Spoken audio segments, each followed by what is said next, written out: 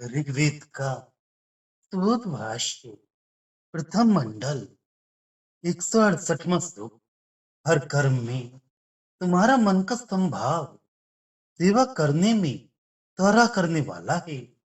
तुम अपना हर विचार दैवी सामर्थ्य पाने की इच्छा से ही धारण करते हो।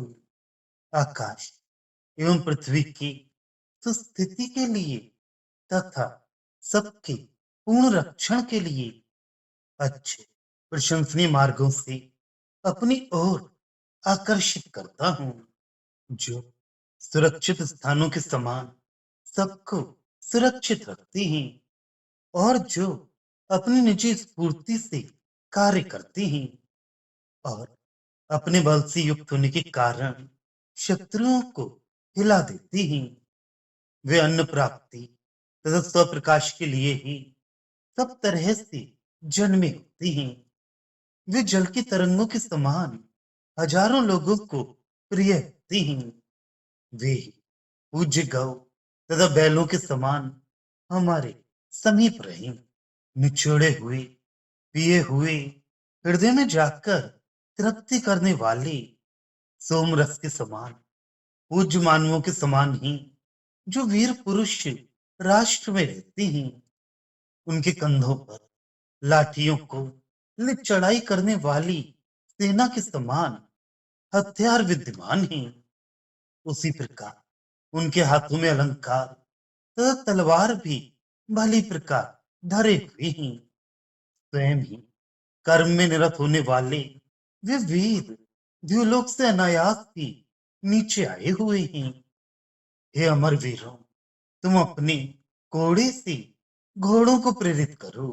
ये निर्मल बल के लिए प्रसिद्ध तथा तेजस्वी हथियार धारण करने वाले वीर मरुत सुदृढ़ों को भी हिला देते हैं।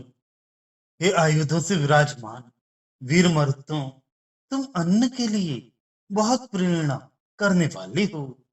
धनुष से छोड़े हुए बाण की तरह जिसे मारने की कोई आवश्यकता नहीं, ऐसे सिखाए हुए घोड़े के समान तुम्हें स्वयं ही जीव के साथ वाणी सहित ठुड्डी जैसी हिलती है, वैसी ही कौन भला प्रेरणा करता है। हे वीर मरुतो, जहां से तुम आते हो उस प्रसिद्ध विस्तृत अंतरिक्ष लोक के उस ओर का छोर कौन सा है और इस ओर का भी कौन है। जबकि तुम इकट्ठे हुए मेघों को तथा शत्रुओं को हिला देते हो, उस समय वज्र से निराश्रित के समान उन तेजस्वी मेघों या शत्रुओं को तुम नीचे गिरा देते हो।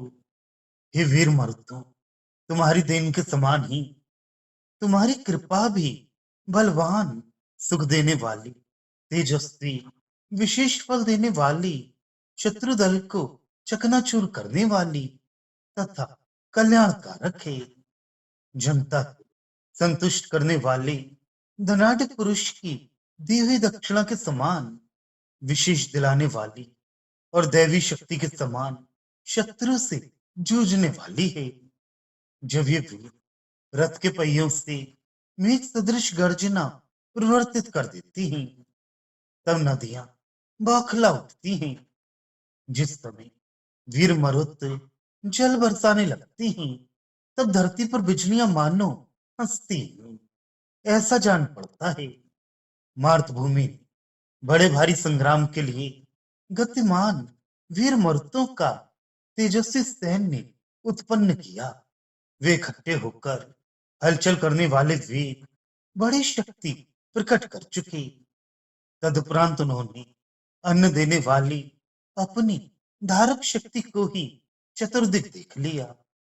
हे वीर मर्दों, हर्षित मनोवृत्ति के तथा सम्मान के योग्य कवि का किया हुआ ये स्तोम, ये काव्य तथा प्रशंसा तुम्हारे लिए है।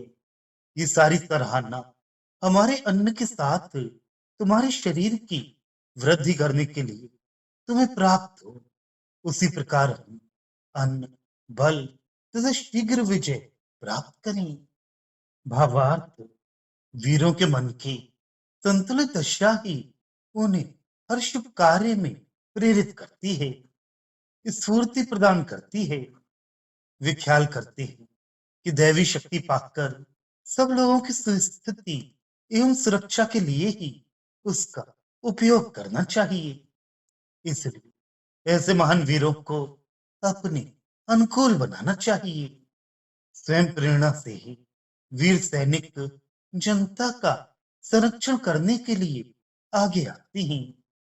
अपनी शक्ति से शत्रुओं का नाश करके वे जनता को भयमुक्त करते हैं। वे मानव लोगों को अन्न एवं तेजस्विता देने के लिए ही जन्मे हों। पानी के समान सभी लोग उन्हें चाहते हैं और सबकी यही इच्छा है कि गाय बैल जैसे वे अपने समीप सदैव रहें। सोमरस के सेवन के उपरांत जैसे हर्ष एवं उमंग में वृद्धि होती है, उसी प्रकार जो वे जनता में कर्म करने का उत्साह बढ़ाते हैं, उनके कंधों पर हथियार और हाथ में ढाल तलवार दिखाई देती हैं। अपनी ही इच्छा से कार्य करने वाले ये वीर दिव्य स्वरूपी हैं और निष्काम भाव से विविध कार्यों में जुट जाती हैं। इन निर्मल एवं तेजस्वी वीरों में इतनी क्षमता है कि प्रबल शत्रुओं में भी क्या मजाल कि इनके सामने खड़े रह सके।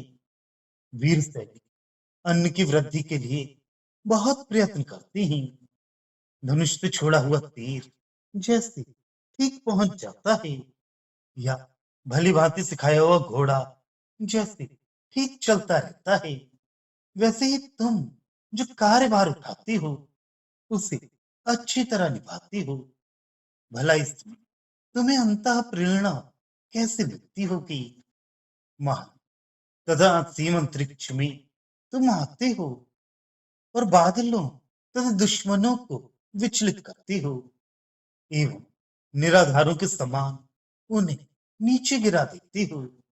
वीरों का दान तथा दयालुता शक्ति, सुख, तेजस्विता और कल्याण प्रदान करने वाली है ही, पर उसी से शत्रु का नाश करने का सामर्थ्य भी मिल जाता है।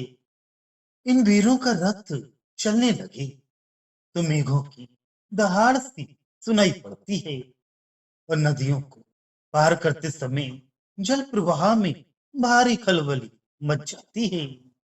जब वायु प्रवाह बहने लगते हैं तब मेघ गर्जना हुआ करती है, दामनी की दमक दिख पड़ती है और मूसलाधार वर्षा के फलस्वरूप नदियों में महान बाढ़ आती है।